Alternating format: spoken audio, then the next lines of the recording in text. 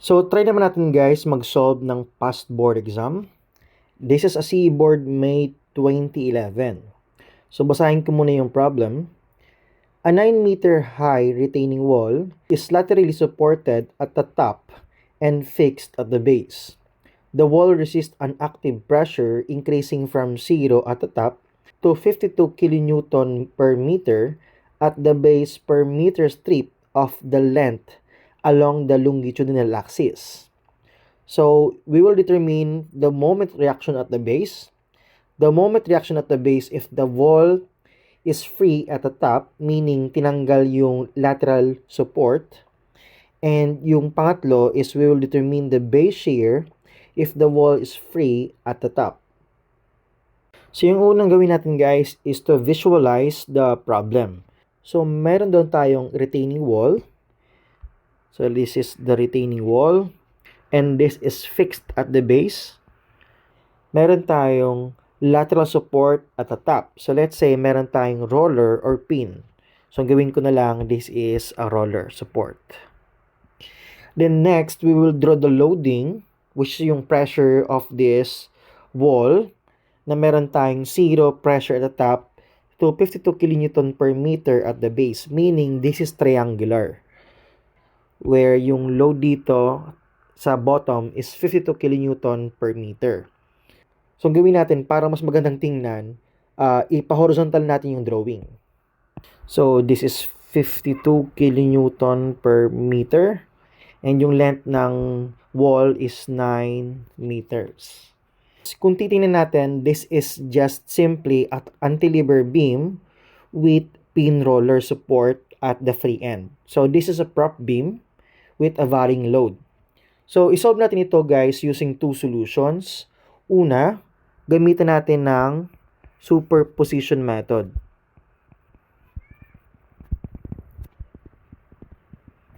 So, itong prop beam class is also equals to a cantilever beam with varying load, the triangle, plus yung cantilever beam with force P sa dulo natin, which is the free end. So, we can calculate the deflection of this cantilever beam, which is located at the free end. And we can also calculate the deflection for our cantilever with load P sa free end naman. As you can see, that is going upward. But before natin i-calculate guys yung deflections for our cantilever beams, balikan man natin yung formula. If we have a cantilever beam, tapos may load tayo, P, which is located A from the fixed support and B from the free end. So, we have a deflection at the free end here. This is the maximum deflection at the free end. And we have a formula for this that is P multiplied by A squared, quantity 3L minus A, all over 6EI. So, bakit nga ba natin kailangan itong balikan? Kasi, for this formula, pwede natin guys gamitin to for any loading. So, gawin natin, mag-apply tayo ng calculus to use this for our triangular loading or any type of loading for our cantilever beam. So, palaki lang natin yung drawing. This is 52 kN per meter. This is 9 meters yung length of the beam. So, kuha tayo ng strip class. And kasi yung area of this strip, this is the force P. So, since hindi natin alam yung length ng strip, we will use variable Y. Let's say this is X from the fixed support. And if the total length is 9 meters, meaning this is 9 minus X. So, kung i-apply natin class yung formula for this maximum deflection at the free end for the concentrated load, yung X natin, this is the letter A variable. Yung B natin, ito na mismo yung 9 minus X. And yung P natin, this is simply the area of the strip, which is Y. And yung thickness ng strip natin, that is differential X. So, this is Y dx. So just substitute this value to this formula, which is PA squared times 3L minus A all over 6EI. Then we will apply integration. So we have the maximum deflection at the free end if we have a cantilever beam. Integrate tayo. Ang limit natin is from 0 to 9. P natin is y dx. Yung a natin is x square. Then we have 3 times 9 minus x all over 6ei. Pero yung y natin, unknown pa. So, ang gawin natin, by ratio proportion, we can get the value for y in terms of x. So, we have a triangle. Ang gawin natin is h over base height of the triangle. We have a 52 all over 9. Gamitin natin yung small triangle that is y over 9 minus x. So, yung y natin is 52 over 9 multiplied by 9 minus x. So, isubstitute natin itong y dito sa integration. Then, input lang natin sa calculator. So, the calculated value class is 11,372.4 all over EI. Yung unit niyan class is naka-kilonewton cubic meter. So, we have a deflection here that is 11,372.4 over EI. So, since this is downward, gawin natin this is negative. Then, we have a formula. If we have a cantilever beam with concentrated load P at the free end, meron tayong formula for that is PL cubed over 3EI. Where yung P natin is unknown pa since di natin alam yung reaction at the roller support. And yung deflection dito sa support class is 0. Then, ang gawin natin class is equate natin itong summation to this value of 0. Then, we can get the value for P or the reaction at the roller support. So, equate natin, we have 0 equals negative 11,372.4 over EI plus P, unknown.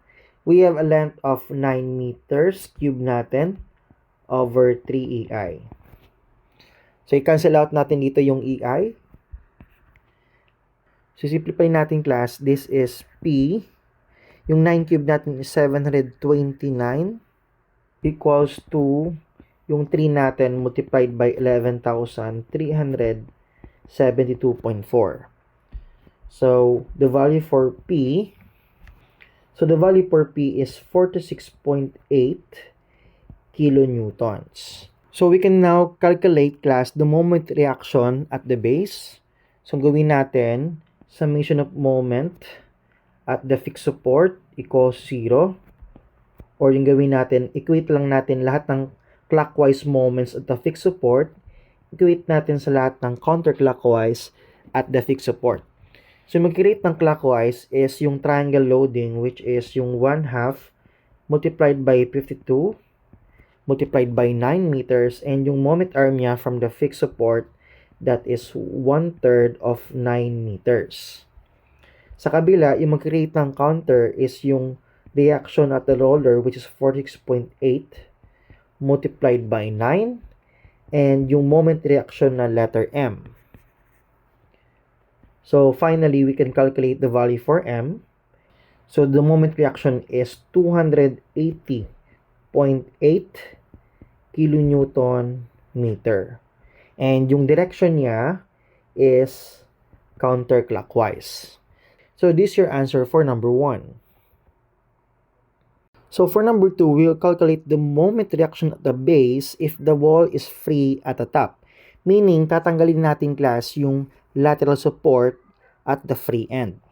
So, yung moment dito sa dulo or sa fixed support is simply mag-moment lang tayo using the loading. So, gawin natin, same kanina, equate natin lang clockwise moments sa counterclockwise moments at the fixed support.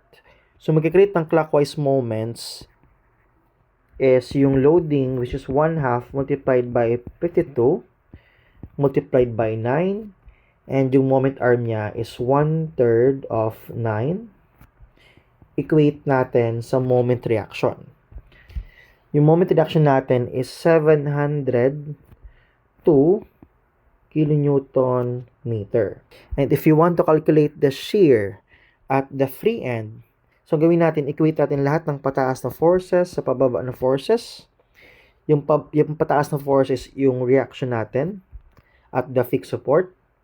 Yung pababa natin na force is simply the area of the triangle loading, which is 1/2 times 52 times 9. So, yung reaction natin or shear at the wall is 234 kilonewton. So, to summarize class is yung sagot natin for number 1, that is 280.8 kilonewton meter. And for number 2, we have 702 kilonewton meter.